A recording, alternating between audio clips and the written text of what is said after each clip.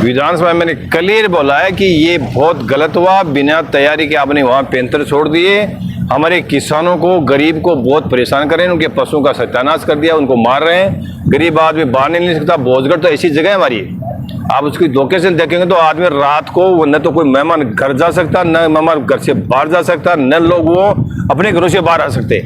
दादागिरी से लोग सरकारी जमीन पर कब्जा कर रहे हैं, अभी भी बैठे हैं।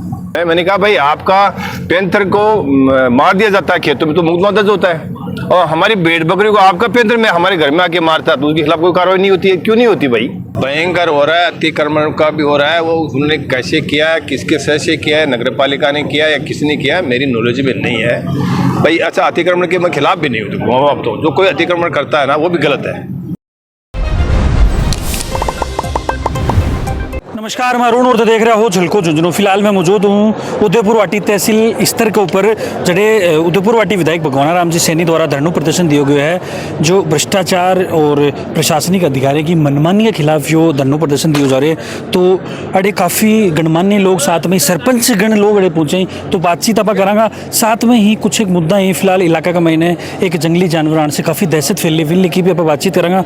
साथ में ही गुढ़ागोड़ जी का मैंने अतिक्रमण के मैंने भेदभाव जाएंगी स्थिति लोगों के द्वारा कहना हो कि भाई अतिक्रमण के मायने भेदभाव है वो प्रयोग हुए है, बिन लेके भी आप बातचीत करना। तो वीडियो ध्यान शेयर करना है और लास्ट तक है बने रहना है। आज का दिन हमारी पार्टी ने पूरे हिंदुस्तान ने लुक रखा है। गांधी जयंती, शास्त्री जी की जयंती पर हमने ये शांतिपूर्ण एक आंदोलन और ज्ञापन का प्रोग्राम रखा है।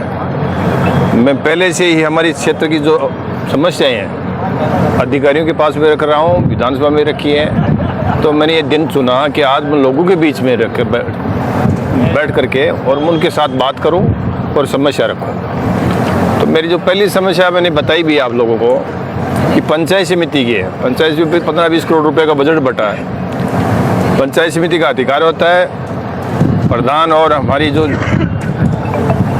हमारे सब मेंबर हैं उन लोग बैठ करके वो नियमानुसार वो बांटे हैं। हमें कोई आपत्ति नहीं, क्योंकि कोई भी ये गरीब पंचायत राज का पैसा गरीब जनता का पैसा है, गरीब जनता का पैसा है, और वो सही तरीके से उसका बंटवारा हो। ईमानदारी की बात करता हूँ कि मैं आज तक 9 महीने में पंचायत समिति के कैंपस में नहीं गया, कि मुझे इनसे कोई लेना देना नहीं है। लेकिन मेरे पास वो शिकायत आती है लोगों की, भाई हमारा पैसा, हमारा हक मारा जा रहा है, नियम विरुद्ध उनको बंटवारा किया जा रहा है। तो मैंने एक मांग रखी, भाई आप उनकी जांच कर लो और सही तरीके से बंटवारा कर दो, इससे लोगों को फायदा मिले।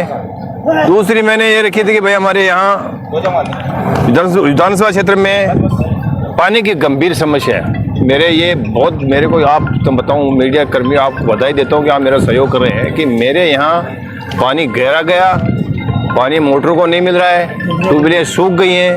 अब आपको सुनकर अफसोस होगा कि केवल 5 ट्यूबवेल विधानसभा क्षेत्र को सरकार ने दी हैं। अब मेरे कहने का मतलब 5 ट्यूबवेलों को मैं क्या करूं? 10 हैंडपम्प दिए हैं। मैंने ये भी मांग की भाई 10 हैंडपम्प की जगह भी ट्यूबवेल दे दो मेरे को, वो नहीं मान रहे। इसके अलावा 20-20 साल पुरानी मोटरें हो गई, वो मोटरें एक बांधते दूसरे दिन जल जाती हैं। मैंने कहा ये मतलब लोगों की आम मांग है, मांग 145 ट्यूबवेल यहाँ बताई जा रही हैं और उसमें कर्मचारी नहीं है, नई मोटरें नहीं है। मावता ऐसी के मोहल्ले में पोंख में 5-4 जगह तो ऐसी हैं, बागोली में हमारे बागोरा में रमेश जी बैठे हैं, वहाँ केबल के पेटे 15 तक मोटर पड़ी रही, फिर भी उस सरपंचों ने व्यवस्था की, सरकार की तरफ से कोई व्यवस्था नहीं हुई है। हमारे सूरपुरा के यहाँ बैठे हैं, तो सूरपुरा में भी ये हालत था। तो मैं इनसे बुरी तरह मतलब घुटन महसूस करके मैंने कहा सरकार तक मेरी बात जाए, अधिकारियों तक मेरी बात जाए। अधिकारियों तो मैं गया भी हूँ वहाँ, मैंने कहा साहब ऐसे काम नहीं चलेगा, जनता को मरने के लिए तो छोड़ दिया आपने, पानी की व्यवस्था प्राथमिक व्यवस्था है, तो इसके लिए पानी की व्यवस्था करो। तो मेरा ये किया, चाहे मैं आप मीडिया के माध्यम से मैं बोल रहा हूँ, वो किसी भी टेंडर के माध्यम से किसी भी की तरह से ये बता दें कि उद्धव पार्टी विधानसभा को इतना मटेरियल खरीद के दिया है, हकीकत एक भी नहीं है। दूसरा एक हमारे छापोली, मंडावरा, बागोरा और ये जो हमारा माइनिंग का जोन है, उसमें हालात ये है कि ढाणियाँ आस पास हैं और माइनिंग की लीज अलॉट की गई है। मैं उनके विरोध में नहीं हूँ, नियमानुसार अलॉट की गई तो उनका खनन कीजिए, दोहन कीजिए, मुझे कोई आपत्ति नहीं है। लेकिन वो नियम के विरुद्ध, बिना नियम के हैवी ब्लास्टिंग की जा रही है, उसका भी नियम कायदा कानून होता है कि वो बहुत कितनी लंबी होगी, कितनी चौड़ी होगी और कितनी गहराई होगी। लेकिन वो इतनी गहरी करते हैं कि उनसे मकानों में दरार आ गई, खेतों में पत्थर पड़ रहे हैं, जहाँ वहाँ से आदमी का निकलना दुभर हो गया है। तो मेरी सिंपल सा और लोगों की समस्या है, मैं मौके पर गया हूँ और मैंने अधिकारी को ये बोला भाई आप जांच करके सही तरह से चलाओ ना, हमारे को क्या आपत्ति है। ये अधिकारी मानने को तैयार नहीं, मौके पर कोई अधिकारी नहीं गया। वो लोग जो माइनिंग चलाते हैं इतनी दादागिरी करते हैं, अपने साथ प्राइवेट गनमैन रखते हैं, ओपन कैंपर रखते हैं और जो कोई बोलता है तो घर जाके गालियाँ देते हैं। ये बात अच्छी नहीं है। ये वातावरण करीब 20 साल से खराब हो गया उधर भाटी का।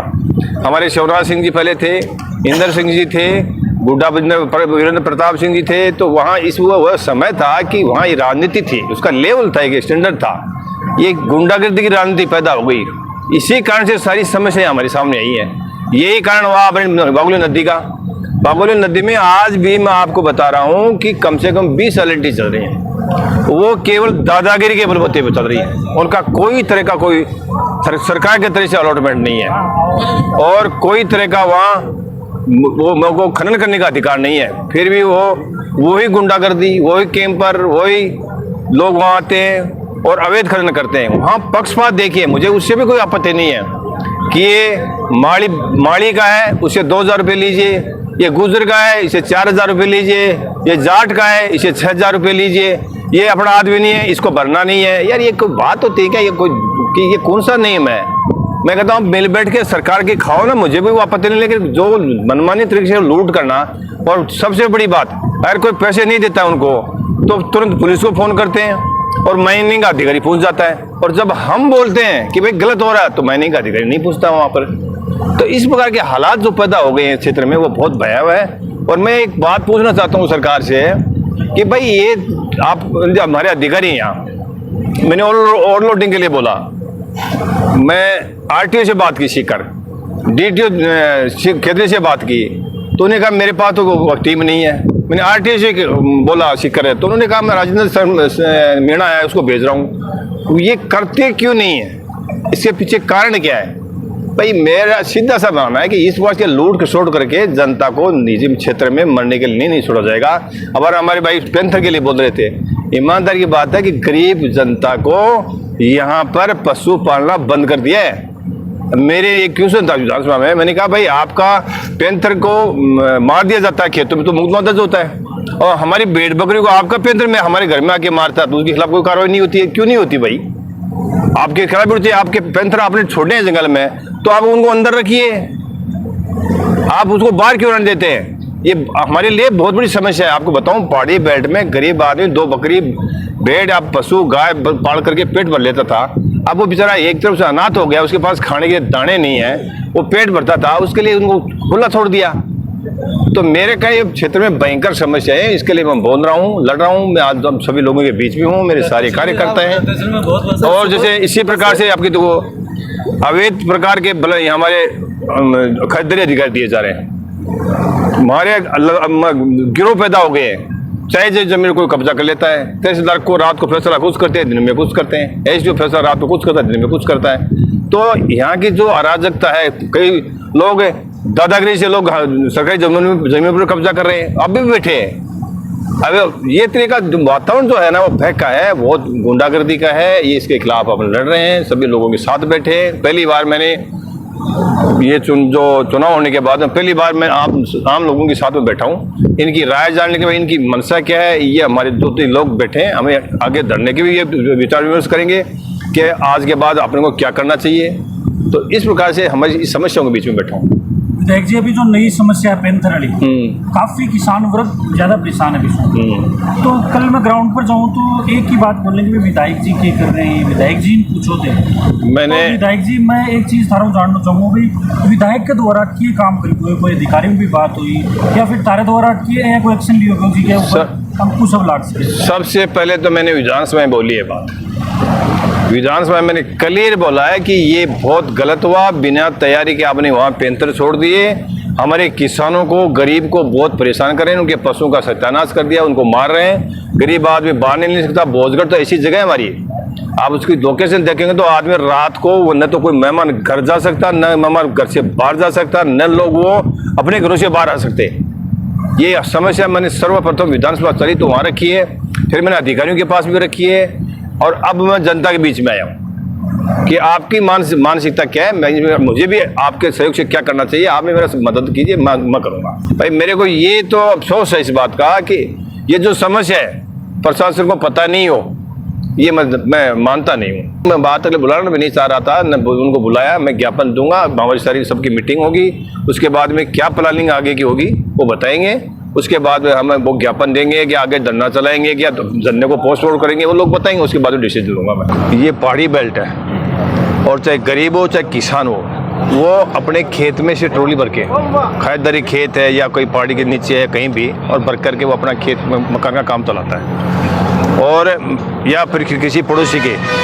तो यहाँ की जो फॉरेस्ट डिपार्टमेंट है वो इतनी गंभीरता से जातिगत दलगत नीति से मार करके, जाति इश्यूज को टारगेट बना करके, और उन पे मुकदमे लगाए जा रहे हैं कि ये गुजर है इसको तो मुकदमा बना दो, ये माड़ी है इसको छोड़ दो।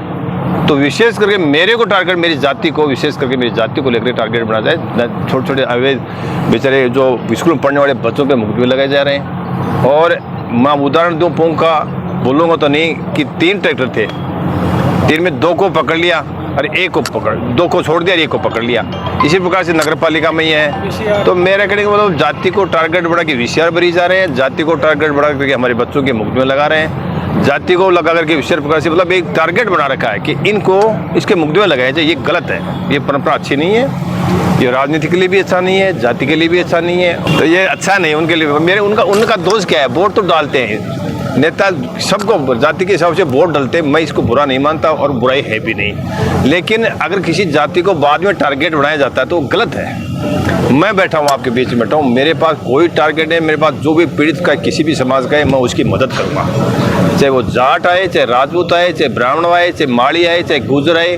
मैं निसंकोच में आज सौगंध खाता हूँ गांधी जी के धरने पे कि मैं ईमानदारी से मदद करूंगा, मैं जाति को टारगेट लेकर नहीं चलूंगा और मैं गरीब के साथ रहूंगा। लेकिन ये जो बनाए जा रहे हैं अधिकारी, मैं उनको हिदायत देता हूँ कि ऐसा नहीं करें प्लीज। उन्होंने क्या बिगाड़ा था? वो उन्होंने भाई बहुत समाज में सब रहते हैं, बच्चा जो पैदा होता है समाज में, अब मैं माड़ी जाति से हूँ तो मेरे ये ईश्वर की मर्जी है, मेरा क्या दोष है इसमें। लेकिन इस प्रकार से टारगेट बनाना ये बुरी बात है, पर बच्चों के मुकदमे नहीं लगाएं और इस प्रकार से टारगेट नहीं बढ़ाएं, ये मैं करना चाहता हूं। सर अभी एक सवाल में सबसे जरूरी है, वो क्वेश्चन करूँ। अभी गुरुग्राम में अतिक्रमण लेके भी काफी बोलबालो भयंकर हो रहा है, अतिक्रमण का भी हो रहा है। वो उन्होंने कैसे किया, किसके सह से किया है, नगर पालिका ने किया या किसने किया, मेरी नॉलेज में नहीं है भाई। अच्छा, अतिक्रमण के मैं खिलाफ भी नहीं हूँ। अब तो जो कोई अतिक्रमण करता है ना वो भी गलत है, चाहे वो कोई भी हो। मैंने एक भेदभाव की बात कही, भेदभाव अगर किया तो मुझे करना चाहिए था, मैं उनका पक्ष लूंगा, जब बाकायदा उनकी मदद करूंगा।